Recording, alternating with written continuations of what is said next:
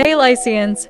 Did you know you can message your professors and classmates directly in the LMS? Here's how to use the Messages feature inside the myLPU eLearning portal.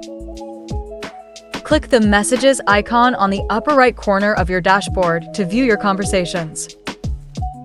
Want a bigger view? Just click See All to expand and manage your messages better.